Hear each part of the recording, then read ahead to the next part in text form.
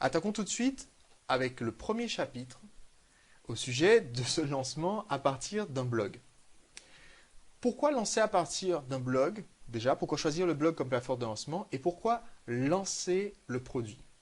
Premièrement, vous devez vendre votre propre produit ou service. C'est la voie royale pour être indépendant. Toute transaction qui fait que vous allez développer une activité, que ce soit votre entreprise ou une activité à côté, toute action ne peut rapporter de l'argent que si un produit ou service est vendu. Même si vous utilisez de la publicité, de l'affiliation ou d'autres modes pour monétiser ou rentabiliser votre activité sur Internet, c'est au moment où le produit sera acheté sur le site de l'annonceur, du publicitaire ou de l'affilieur que vous allez pouvoir gagner quelque chose, que cette personne va pouvoir payer pour afficher de la publicité chez vous. Donc, le fait d'avoir votre propre produit ou service va premièrement vous positionner comme étant une autorité sur le marché, deuxièmement vous donner l'indépendance puisque maintenant vous décidez de votre salaire. Et c'est un point qui est extrêmement important. Ensuite, quand vous allez créer ce produit, la stratégie adoptée par la très grande majorité des webmasters ou même des chefs d'entreprise, des entrepreneurs, c'est de sortir leurs produits. C'est-à-dire que la stratégie classique, c'est d'investir énormément de temps à créer le produit. Vous vous enfermez dans votre garage pendant des semaines et vous enregistrez des vidéos, vous enregistrez les audios, vous écrivez des pages et des pages de manuscrits dans Word et le jour J, vous essayez de les vendre et vous découvrez trop tard que personne n'en veut. Parce que vous êtes trompé de thématique, parce que vous êtes trompé de format ou parce que tout simplement les gens ne savent pas qu'ils en veulent. Et ça peut leur être utile sans qu'ils sachent que ce produit est fait pour eux. Donc, au début, quand on sort simplement un produit, les ventes décollent de façon générale très lentement. C'est ce que j'appelle la vélocité du produit. À quelle vitesse il sort de vos stocks, de l'étagère, de vos rayons, on va dire, même si c'est en informatique, à quelle vitesse les gens le téléchargent. Si quand vous sortez le produit, il y a un achat comme ça de temps en temps, au bout d'un moment, vous vous en lassez. L'intérêt de lancer un produit et de faire donc votre premier lancement orchestré sur votre blog, c'est d'éviter d'être dans cette courbe classique. D'accord?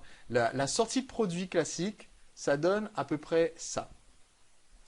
Voici ce qu'on appelle, voici ce que vous avez peut-être eu la chance d'étudier si vous avez fait des études de commerce ou d'ingénieur, c'est ce qu'on appelle le cycle de vie du produit. Si vous faites une sortie de produit, vous partez de zéro et vous allez décoller lentement, lentement, lentement jusqu'au jour où vous allez comprendre comment faire votre message de vente correctement, où vous allez décoller un petit peu plus vite et ensuite le produit va atteindre un maximum et il va à nouveau s'effondrer quand il aura dépassé sa maturité. Le fait de lancer votre produit ou service va vous donner dès le début une plus grande vélocité. C'est-à-dire qu'au lieu de partir de zéro, le jour J, vous allez faire un certain volume de vente. Donc vous partez tout de suite très haut. À la fin de la période de lancement, vous aurez donc donné une bonne impulsion à votre produit. Ça va peut-être se calmer ensuite pendant un temps, mais si vous relancez le produit, vous allez refaire d'autres pics de vente, premièrement.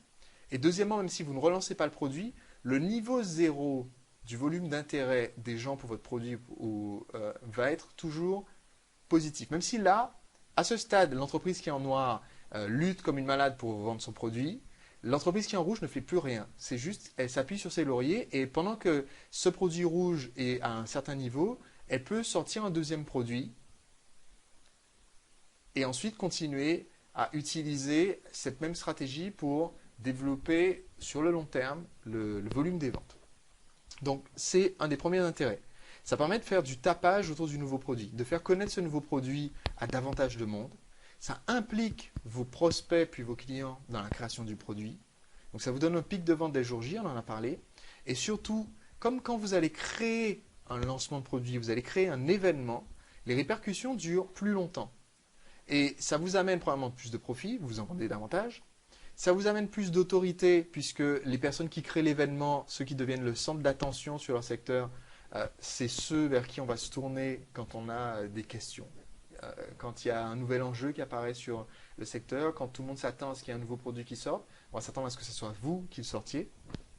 Ça vous donne une bonne réputation sur le marché et surtout une position de héros aux yeux du client. On positionne tout ce qu'on fait comme étant un service rendu au lecteur du blog, un service rendu à l'abonné à la newsletter.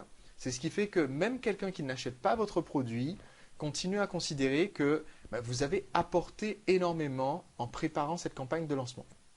Donc, aujourd'hui, nous allons surtout nous concentrer sur la campagne de lancement d'Olivier. Et à l'époque, lors de son lancement, le but d'Olivier, c'était de quitter un petit peu le train-train trop intense du travail dans une PME classique qui était sa société de dépannage informatique. Donc, l'idée ici, en travaillant à partir du blog, c'est travailler à partir d'une passion, puisque c'est le thème que vous avez choisi pour le blog, optimiser l'utilisation de votre temps et se libérer. Vous allez voir que cette stratégie de lancement que je vais vous présenter utilise un très petit nombre d'outils.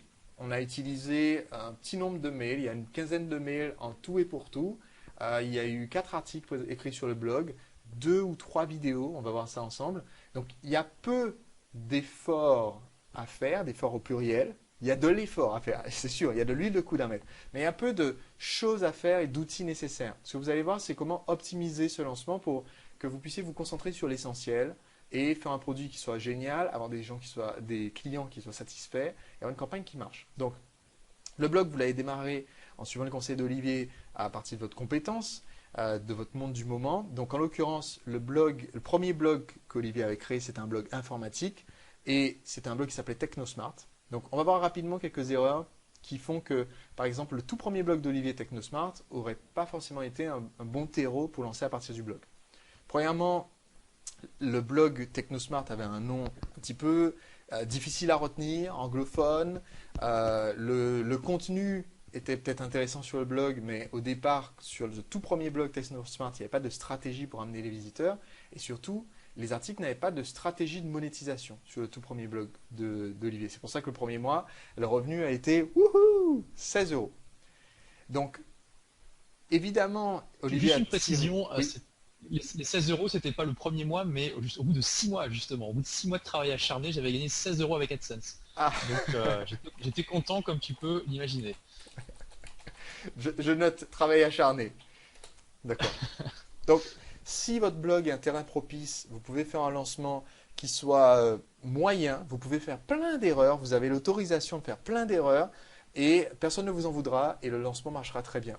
Si par contre le blog est mal positionné au début, si parce que vous n'avez pas pensé au départ à avoir un sujet qui soit porteur ou ce genre de choses, eh bien, le lancement en lui-même, la stratégie du lancement pourrait être parfaitement exécutée. C'est beaucoup plus difficile si vous n'êtes pas sur un terrain qui est propice, qui est fertile.